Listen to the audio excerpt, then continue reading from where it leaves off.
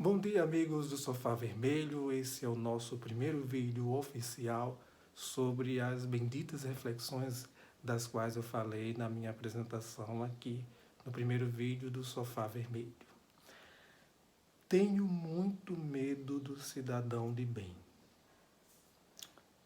Veja bem, tenho muito medo não é do cidadão de bem, mas dessa definição de cidadão de bem. Eu procurei na Constituição Federal, que é a nossa Carta Magna, que é o nosso texto que rege todo mundo, independentemente de sermos católicos, evangélicos, espíritas, da Umbanda, do Candomblé, enfim, independentemente do nosso sexo, da nossa religião, da nossa orientação, independentemente de qualquer coisa, é a Constituição Federal que ainda nos rege.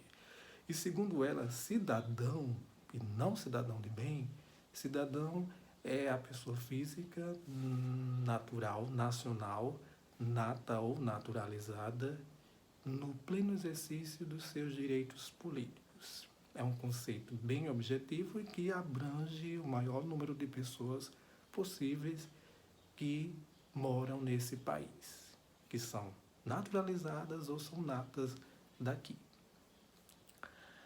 O que é um cidadão de bem? Eu procurei também no dicionário e não existe a definição dessa expressão. Então, primeira conclusão, alguém inventou esse conceito, cidadão de bem. Com que objetivo? Nós vamos descobrir. Desde o ano passado, 2018 foi um ano muito marcante na vida de qualquer brasileiro, venho escutando muito definições sobre o que seja cidadão de bem. E eu acredito que tem muito a ver com pensamentos religiosos, né?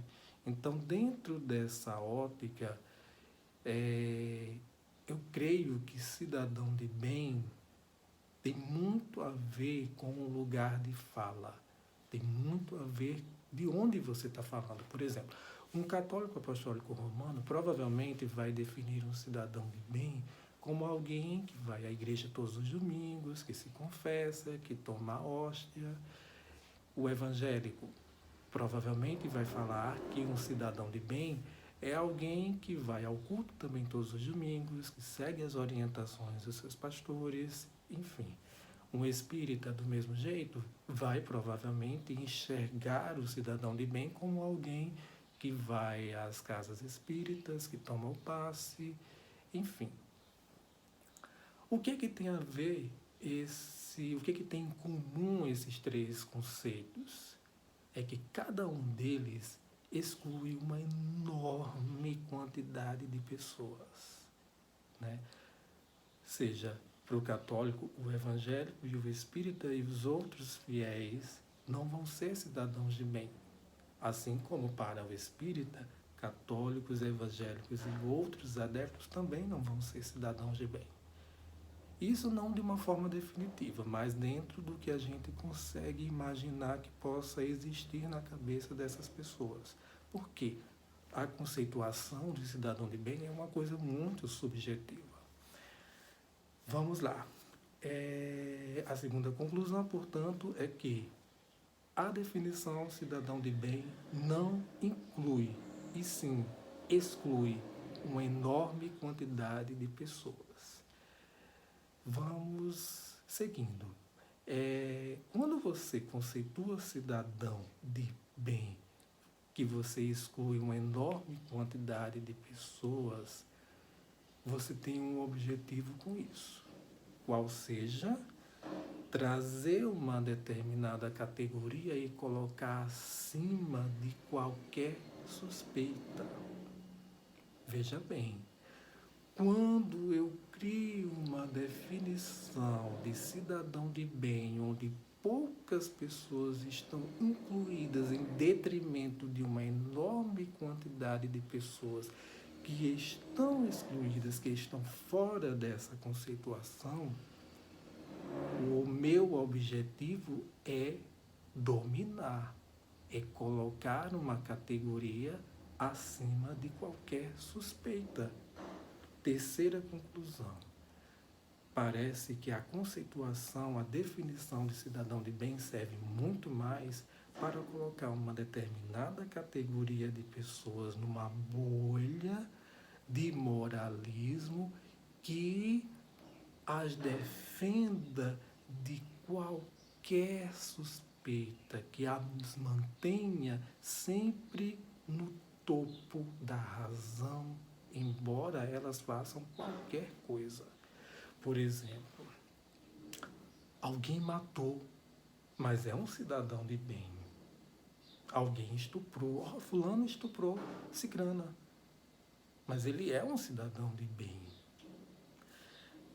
Veja, a definição de cidadão de bem é muito perigosa porque exclui uma enorme quantidade de pessoas e porque tenta colocar uma categoria de pessoas numa situação de conforto, de proteção contra todos e contra todos, embora estejam essas pessoas protegidas completamente erradas.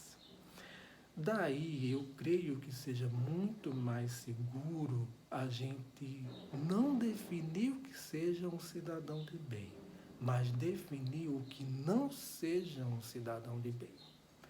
Por exemplo, alguém que costuma furar o sinal vermelho no trânsito não é um cidadão de bem. Não é uma cidadã de bem. Por quê? Está colocando em risco de morte uma grande quantidade da população. Mas isso significa dizer que em outros momentos essa mesma pessoa que ultrapassa o sinal vermelho, ela não seja uma cidadã de bem? Daí a gente chega a outra conclusão, que na verdade não existe ninguém cidadão de bem. Não existe ninguém dentro de uma bolha que esteja completamente isento de errar, de pecar, de fazer alguma coisa que prejudique o seu irmão ou a sua irmã. Não. Todos nós vivemos em sociedade e em algum momento da vida vão aparecer situações que vão nos colocar frente a frente com os nossos valores. E provavelmente os nossos valores vão ter que ser deixados um pouco de lado para que a gente possa agir de alguma forma ou omitir de alguma forma.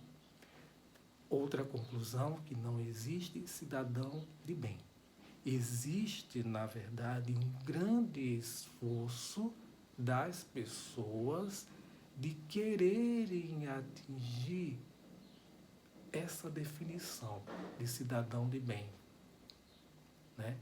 Então, daí a gente também chega a uma outra conclusão. Conceitos que muito excluem, mais do que incluem, eles são perigosos. Porque, na verdade, eles não existem. São conceitos inventados. E inventados com um objetivo. O objetivo de excluir e de dominar. Porque eu pego uma categoria que está incluída na definição que eu criei e coloco numa bolha de proteção. Se eu coloco essa categoria numa bolha de proteção, é por algum objetivo, qual seja o de dominar todos os outros que não estejam dentro dessa categoria. Portanto, meus amigos, tomemos muito cuidado com conceitos que excluem muito mais do que incluem, porque são conceitos que em algum momento muita gente vai estar fora dele. E não existe isso. Somos todos cidadãos com o esforço de sermos cidadãos de bem. Ok? Um bom dia, um bom trabalho para quem estiver trabalhando, um bom descanso para quem estiver no conforto do seu lar. E até o próximo vídeo. Espero que todos tenham gostado. E se não tiverem gostado, falem, reclamem, critiquem. Meu e-mail é kennedyserafimbr@icloud.com e estou aqui sempre à disposição. Ok? Beijos e até o próximo vídeo.